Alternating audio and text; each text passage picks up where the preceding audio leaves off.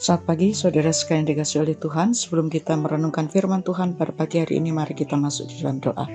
Bapa, bersyukur untuk pimpinan-Mu sampai hari ini. Kami akan merenungkan firman Tuhan, tolonglah kami supaya kami mengerti dan memahami. Dalam nama Tuhan Yesus, kami sudah berdoa. Amin.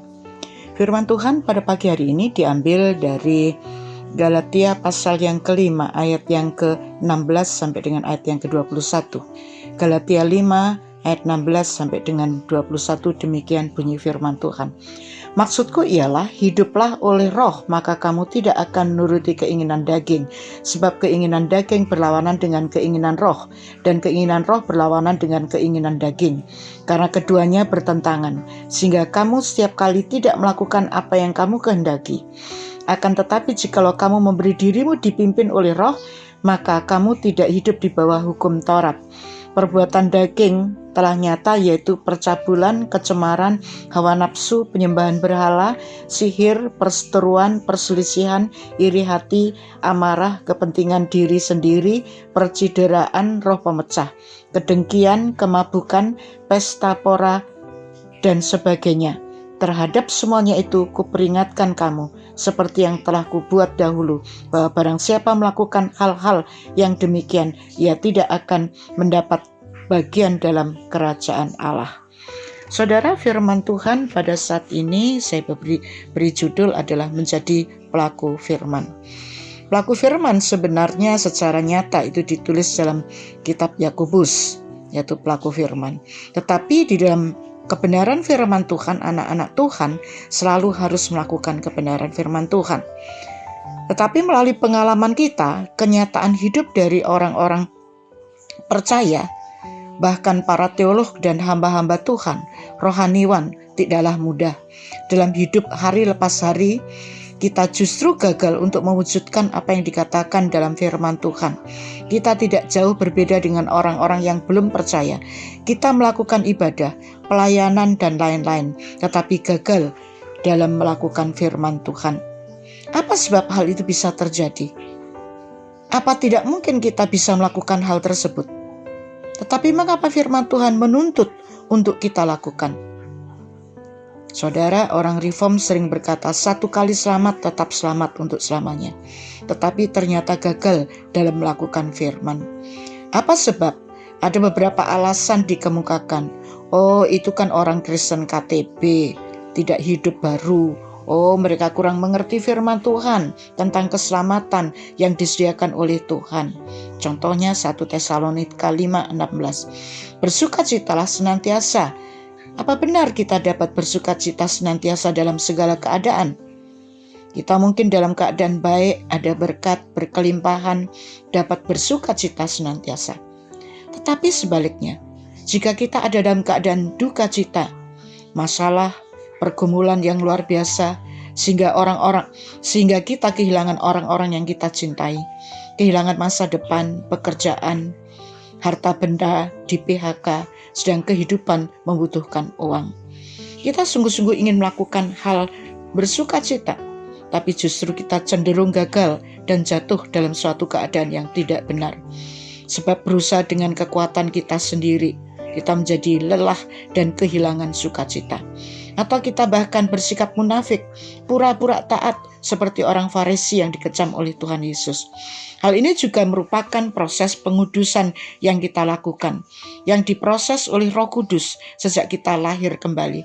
Kita tahu pengudusan adalah proses Roh Kudus, tetapi tidak menjadi efektif karena kita kurang mengerti dan tidak mau berpartisipasi atau bertanggung jawab. Bandingkan Roma 8 ayat 29.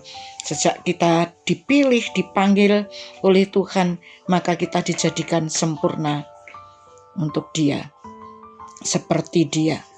Mengapa kita seringkali gagal untuk menjadi pelaku firman? Lalu bagaimana supaya kita menjadi pelaku firman? Ada beberapa hal yang perlu kita pelajari. Yang pertama, kesadaran ketidakmampuan kita.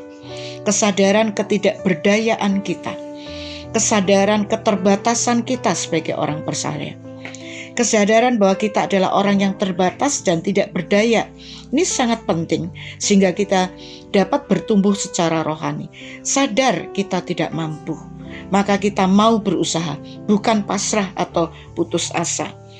Galatia 6:14-24. Karena itu sadar bahwa kita tidak mampu, maka kita perlu bergantung secara total pada Roh Kudus. Peran Roh Kudus dalam diri orang percaya sangat penting, sebab Roh Kudus bekerja dalam diri orang percaya memberi bimbingan sesuai dengan standar etis, memberi kuasa sehingga menghasilkan buah kekristenan. Galatia 5:22. Dalam Galatia 5:16, hiduplah oleh Roh, maka kamu tidak akan menuruti daging. Kata hidup itu sama dengan berjalan, yaitu suatu aksi yang berulang-ulang dilakukan atau berlangsung berjalan terus-menerus oleh Roh. Baru dia tidak akan menuruti daging.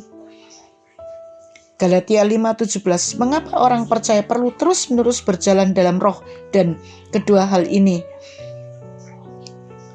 bertentangan, menurut roh dan menurut daging, sehingga kita setiap kali tidak melakukan apa yang dikehendaki Allah, sebab ada konflik antara roh dan daging. Jadi jelas di sini betapa penting peranan Roh Kudus di sini. Peranan Roh Kudus sangat vital dalam membimbing orang percaya dalam tingkah laku yang berbeda dengan kemauan daging. Dan ini merupakan kondisi orang-orang percaya. Keadaan daging adalah suatu aspek dari kondisi manusia. Setiap manusia baik yang sudah percaya maupun yang belum percaya ada dalam kondisi seperti ini. Itu adalah ciri khas dari proses keselamatan yang sedang berlangsung. Karena itu kita perlu bersandar Roh Kudus sepenuhnya. Dan konteks ini adalah nasihat yang diberikan oleh Paulus pada jemaat yang ada di Galatia, yang sedang disusupi oleh pengajaran keselamatan di dalam Yesus, tetapi juga harus melakukan hukum Taurat. Dan ini ditegur oleh Paulus, jangan sampai mereka mulai dengan roh tetapi diakhiri dengan daging. Galatia 3 ayat 2 sampai dengan ayat 3. Sebab manusia dengan kekuatan sendiri tidak mungkin melakukan hukum Taurat. Karena itu perlu Kristus menyelamatkan manusia yang tidak berdaya. Karenanya Allah menyediakan Roh Kudus untuk kita hidup sesuai dengan kehendak-Nya. Kita harus menyadari bahwa kita tidak berdaya dan membutuhkan penyerahan diri secara total kepada Allah. Bandingkan Yohanes 15:5, yaitu ketidakberdayaan orang percaya untuk berbuah. Ranting tidak mampu berbuah kecuali tinggal dalam pokok anggur. Jadi kesadaran ketidakmampuan, ketidakberdayaan ini adalah dasar penting untuk kita maju dalam proses pengudusan. Yang kedua, status baru. Kita sadar bahwa dengan kekuatan sendiri kita tidak mampu. Harus bersandar pada Roh Kudus. Karena status kita adalah status yang baru. Bandingkan Roma 6 ayat 1-11. Orang percaya telah dibebaskan dari dosa. Dalam pasal ini, kata dosa disebut 16 kali. Dosa digambarkan sebagai suatu kuasa atau tuan yang menguasai manusia di dalam Adam. Tetapi kita harus ingat bahwa dosa telah diputuskan di dalam Kristus ketika disalib, dan Dia telah bangkit dari kematian. Oleh karena itu dosa tidak lagi berkuasa atas orang percaya. Hanya pengaruh-pengaruh itu yang harus kita hadapi. Dalam pasal 1-5, manusia diselamatkan karena iman kepada Kristus, bukan perbuatan. Tetapi ada orang yang tertentu berpendapat bahwa sudah diselamatkan oleh Kristus, maka perbuatan tidak lagi penting untuk dilakukan. Ini keliru. Ada pula yang berpendapat, lakukanlah dosa sebanyak-banyaknya, supaya kasih karunia lebih banyak lagi. Orang Kristen dapat keselamatan dan pembenaran di dalam Kristus, tidak mendorong untuk kita berbuat dosa lagi. Tapi kita harus menjauhi dosa. Tetapi orang percaya diberikan tugas baru melalui karya penebusan Kristus, yaitu sudah mati bersama Kristus, bangkit bersama Kristus, sudah berpindah dari dunia yang lama ke dunia yang baru. Tubuh dosa telah hilang kuasanya, agar jangan menyerahkan diri kepada dosa. Manusia lama yang memiliki manusia Adam hidup dalam kuasa dosa dan kematian sudah lenyap di dalam Kristus. Orang percaya telah beralih dari lama ke baru, posisi baru, status baru. Sebagai anak Allah, jangan menghambakan diri kepada dosa. Yang ketiga, penyerahan diri kepada Allah.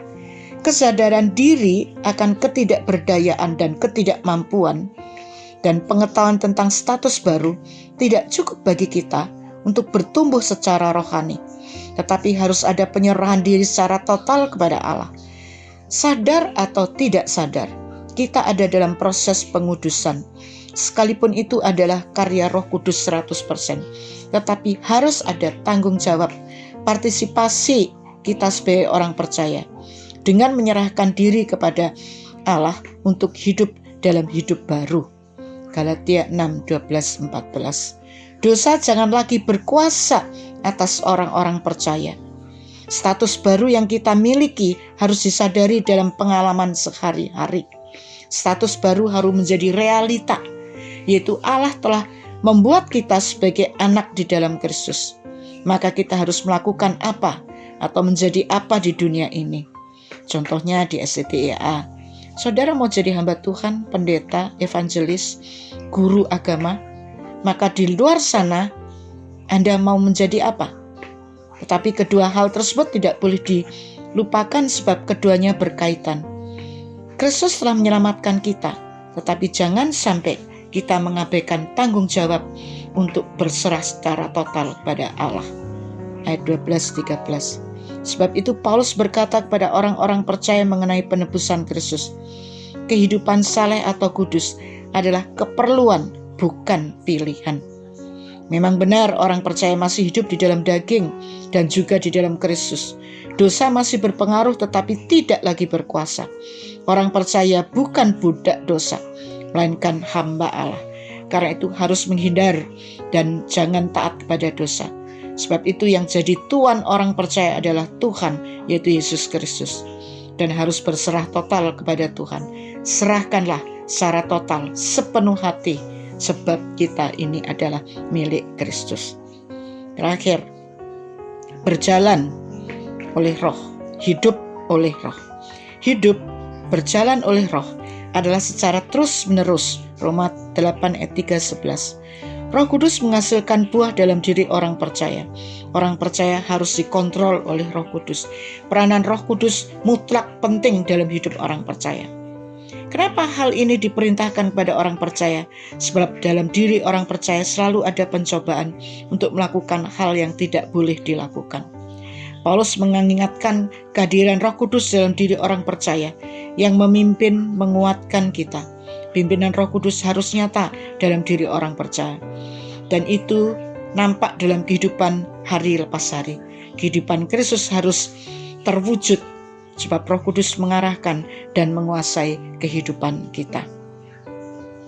Buah Roh harus nyata dalam kehidupan anak-anak Tuhan.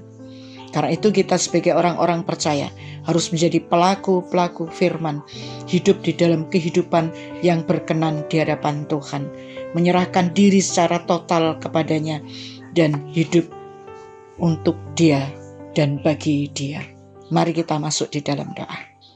Terima kasih Bapa untuk firman-Mu, biarlah Engkau memampukan setiap kami, bukan hanya pendengar firman, tetapi melakukan firman itu dalam kehidupan kami hari lepas hari. Karena kami tidak mampu untuk mengendalikan diri kami sendiri, untuk melakukan segala sesuatu dengan kekuatan sendiri, tetapi kami membutuhkan pimpinan Roh Kudus. Terima kasih Bapa, dalam nama Tuhan Yesus kami sudah berdoa. Amin.